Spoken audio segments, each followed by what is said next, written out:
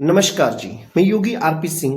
आज के समय में 40 साल की उम्र के बाद एक आम समस्या हो गई है घुटनों का दर्द और पिंडलियों में खिंचाव दर्द। कभी सीढ़ियों पे चढ़ते समय दर्द, कभी उठते समय घुटनों की आवाज, तो कभी सुबह उठते ही पिंडलियों में जकड़न आ गई। और लोग सोचते हैं अब उम्र हो गई, यही होना था। लेकिन मैं आज आपको ये बताना चाहता हूँ, यह उम्र की मजबूरी नहीं, ये हमारी जीवन शैली की गलती है। क्या गलती की हमने? गलत बैठना, कम चलना, मोटापा, कैल्शियम की कमी और दवाइयों पर निर्भरता इस दर्द को और बढ़ा देती है। और हम लोग ये भूल गए कि हम उन पूर्वजों के वंश से हैं जो 100 साल की उम्र में भी कुआं खोदकर पानी पीते थे। तो हम लोग इसी उम्र में कह दिया कि अब तो हमें ये नहीं हो पाएगा। ऐसा नहीं है। तो आज से मैं आपको दूसरे दिन में आपको जो है घुटनों का दर्द, पिंडलियों का दर्द, इनसे कैसे राहत पाई जा सकती है योग के द्वारा, तो मैं इसका अभ्यास करवाऊंगा और इसके बाद में आपको नेक्स्ट सीरीज की तरफ ले जाऊंगा। तो चलिए आज हम दूसरे दिन का अभ्यास शुरू करते हैं। बने रहिए हमारे साथ और चैनल को लाइक, सब्सक्राइब, शेयर कर दीजिएगा। आज हम परमात्मा का नेम लेकर दूसरे दिन योग की क्रियाओं को शुरू करते हैं, जो कि हमें लाभ देंगी। घुटनों का दर्द, पिंडलियों का दर्द और शरीर में अगर कोई भी दर्द रहता है तो उससे ये राहत मिलेगी। उस परमात्मा को अब आप सच्चे दिल से याद कर लीजिए, जिसको भी आप मानते हो उसकी मूर्त अपने हृदय में बसा लीजिए और योग क्रिया चालू करने के लिए हमारे साथ आप तैयार हो जाइए। अब शुरू करते हैं वायु निरोधक क्रियाएं, पाद उंगली आसन, यानी जो पैरों के द्वारा किए जाने वाले आसन। अब इसमें क्या करना है कि आपको एकदम बैठ जाना है जमीन पे, हाथों को पीछे कर लेना है और टांगों को आगे रखते हुए आपको 10 उंगलियां जो हैं कभी आगे को करनी है, कभी पीछे को करनी है।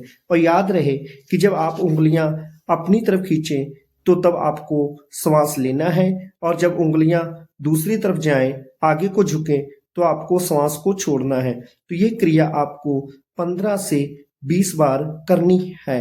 अपनी तरफ करते समय श्वास लें और उंगलियों को आगे करते समय श्वास छोड़ें। इस क्रिया को करने से आपकी उंगलियों को दर्द, नसों की कमजोरी दूर होगी और आपको काफी राहत। अब उसी पोजीशन में बैठे हुए अपने पैरों को, पंजों को आगे करना है और अपनी तरफ खींचना है। ये कोशिश करना है ज्यादा से ज्यादा आप जमीन की तरफ लगाएं और जितना ज्यादा अपनी तरफ खींच सकते खींचिए। और श्वास प्रवास प्रक्रिया जो है, पीछे को आते समय आप श्वास लीजिए और जमीन की तरफ जब पैर जाए तो श्वास छोड़े। इस क्रिया को आपको 15 से 20 बार करना है और बिल्कुल तनाव मुक्त बैठना है। और इस क्रिया को करते समय जिस जगह पे टखने पर हल्का फुल्का दर्द महसूस जरूर करें। अब उसी पोजीशन में बैठे हुए पैरों को आगे करके पैरों में थोड़ा सा फासला कर लीजिए। अब आपको बाएं पैर को घुमाना है। बाएं पैर को बाएं साइड को जाते समय इसको करीबन 10 बार क्रिया करनी है। ये इसको सभी कर सकते हैं, बुजुर्ग, बच्चे, बड़े, कोई भी कर सकते हैं। ये आपके घुटने के दर्द को काफी आराम देगा और इसमें यह है कि आपकी पिंडलियों में जो दर्द रहता है उसमें राहत मिलेगी। फिर बाएं से आपको दाएं की तरफ करना है और इस क्रिया को करते रहना है। और ये याद रहे, जब पैर ऊपर को जाए तो आपको श्वास लेना है और जब पैर नीचे को आए तो आपको श्वास छोड़ना है। ये क्रिया आपको करते रहना है।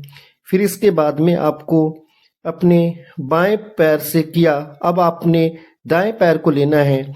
दाएं पैर से आपको उसी क्रिया को करना है। वही नीचे को आते समय आपने श्वास छोड़ना है और जब पैर ऊपर को आए श्वास लेना है। खाली आपके पैर ही घूमे और इससे ये है कि आपके जो भी हैं जकड़न, पैरों में जो आपके टखने पे जो दर्द होती है वो ठीक होगी। इस क्रिया को फिर आप एंटी क्लॉकवाइज करेंगे। जब ये क्रिया हो जाए इसके बाद में आप इन दोनों पैरों को लेना है और इसको करने से आपकी सारी दिक्कतें काफ़ी दूर होंगी। ये शुरुआती दौर में एक्सरसाइज हर किसी को करीबन 4 से 5 मिनट तक करनी चाहिए। जो लोग ज़्यादा कर सकते हैं वो ज़्यादा करें और अगर आपका दर्द बढ़े तो उसको रोक दें। आराम की स्थिति में करना है। अब दोनों पैरों को आपको बारी बारी घुमाना है।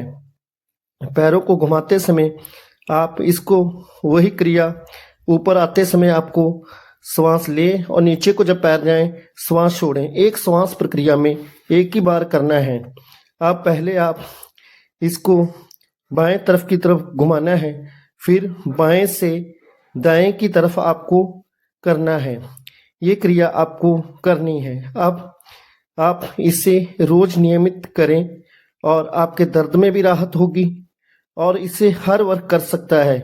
अब शुरू करते हैं सुप्त जानु संचालन क्रिया। अब ये जो हिस्सा आपको मैं दिखा रहा हूँ आपको जमीन पे लगाना है और अपने पैरों को खींचना है। इसको क्या करना है, सुप्त जानु संचालन क्रिया में जब आपने घुटनों को अपने नीचे वाले हिस्से को जमीन पे लगाना है, खींचना है, ढीला छोड़ना है, फिर जमीन पे लगाइए, फिर ढीला छोड़िए। और याद रहे कि इसमें जो श्वास प्रवास प्रक्रिया है, जब आप घुटनों को अपनी तरफ खींचें तो श्वास लें और जब ढीला छोड़ें तो श्वास छोड़ें। ये क्रिया आपको 10 से 15 बार करनी है और यही क्रम आपको दोहराना है। और ये जो इसका जो फायदा क्या होता है, इसने जो पिंडली, पंजे, जो टखना, घुटने और उंगलियां के जोड़ मजबूत होते हैं, लचीले होते हैं और भविष्य में गठिया जैसे रोगों की संभावना उस अंग में नहीं रहती। पिंडली के दर्द में राहत एवं ऐंठन की ठीक करता है। इस क्रिया को आप जरूर 10 से 20 बार, एक बार और उसके बाद में 2-3 बार जरूर करें। उत्तान जानु संचालन क्रिया। अपने आसन में सामने की तरफ समांतर रूप से पैर फैलाकर बैठे, दोनों हाथों से बाईं जांघ को पकड़ें और अपने पैरों को आगे को फैलाना है और एड़ी को पीछे लेके जाना है। याद रहे इसमें श्वास प्रवास प्रक्रिया जो है, जब आप आगे को पैर जाए तो सांस लेना है, पीछे को आए तो श्वास छोड़ना है। अब इसी तरह से आपको दूसरे पैर से भी इसको करना होगा। इसके जो लाभ हैं, इस क्रिया के लाभ जो होंगे, आपके घुटने के समस्त विकार दूर होते हैं, कमर दर्द का स्थायी रूप से निवारण होता है, पैरों में जो कंपन होती है वो ठीक होता है, कब्ज दूर होती है और भूख बढ़ती है, पेट की चर्बी कम होती है। इस क्रिया को आपको दोनों पैरों से पहले 4-4 बार शुरू करें, फिर धीरे धीरे 8 बार कर दें और जितना हो सके आप उतनी बार दोनों को बारी बारी से जरूर इस क्रिया को किया करें। अब टांगों को फैलाकर अपने हाथों से टांगों को सहला लें। अगर कोई दर्द हो तो उसको महसूस करें हल्का हल्का। और इस आसन, अब जानु चक्री आसन। अब आपने जहाँ पे आपको नीचे घुटने के अपने दोनों बाहों से पकड़ लेना है और अपने बाएं पैर को पहले बाएं साइड में घुमाना है गोल गोल। और इस क्रिया करते समय जब आपका पैर ऊपर को आए सांस लीजिए, जब नीचे आए श्वास छोड़िए। फिर इसी टाइप आप इसको बाएं से दाएं, फिर अब दाएं से बाएं की और उसी पैर को करना है। ये क्रिया आपको पहले 4 बार शुरू करें, फिर आप इसको 8-8 बार किया करें। इसके बाद में आपको दूसरे पैर को यही क्रिया करनी है और ऊपर को जाते समय आप सांस लेंगे और नीचे को जब पैर आएगा श्वास छोड़ेंगे। दोनों तरफ बराबर आप करेंगे। इसके जो फायदे क्या होते हैं, इसमें घुटने के दर्द को आराम मिलती है, गठिया जैसे बीमारियों को निजात मिलती है और घुटने जो होते हैं वो मजबूत होते हैं और दर्द में राहत मिलती है। और जो घुटनों में यानी जो रक्त जम जाता है उसका सही ढंग से संचालन होता है। इस क्रिया को आप 2 से 4 मिनट रोज किया करें, जो कि आपके घुटनों के दर्द, गठिया और अन्य कई प्रकार के दिक्कतों से आपको छुटकारा मिलेगा। अगर किसी को दर्द ज़्यादा होने लगे तो इस क्रिया को कुछ समय के लिए रोक दें और फिर उसके बाद में धीरे धीरे चालू करें। ये ना हो कि आप एकदम पहले दिन से ही तेज चालू। अब सामने पैरों को फैलाकर अपने जो बाएं पैर की टांग को उठाना है और अपने दाएं पैर की टांग पे रखकर पैर को रख के एक तरफ से आपको पैर को पकड़ लीजिए और दूसरी तरफ आप अपने घुटने की तरफ से हाथ से जमीन तक दबाइए। जितना दबा सकते हैं आप दबाइए। ये अर्ध तितली आसन है। ऐसे ही आप दूसरे पैर से करेंगे और ये प्रक्रिया आपको 10-12 बार आपको एक पैर पे करनी है, फिर दूसरे पैर से करनी है। श्वास प्रवास प्रक्रिया जो होती है इसमें सामान्य होती है। इसके जो लाभ हैं, इसके जो लाभ आते हैं, घुटनों के जोड़ जो हैं खुलते हैं, जांघों और मांसपेशियां जो होती हैं वो लचीले बनती हैं, कमर और कुल्हे के दर्द में राहत होती है और पाचन तंत्र, पेट के अंगों में रक्त संचार बढ़ता है, कब्ज गैस की समस्या खत्म मिलती है। और महिलाओं के लिए जो होता है मासिक धर्म की जो अनियमितता होती है, दर्द और श्वेत प्रदर जो होता है उसमें लाभ मिलता है। और तनाव और थकान कम होता है। वजन घटाने में ये सहायक होता है और जांघों और कूल्हे की जो चर्बी एक्स्ट्रा होती है उसको ये खत्म करता है। अब तितली आसन, गति में पूर्ण तितली आसन। इसमें क्या करना है, दोनों पैरों को जोड़ लेना है और अपने दोनों टांगों को आपको धीरे धीरे हिलाते हुए स्पीड बढ़ानी है जैसे तितली उड़ती है।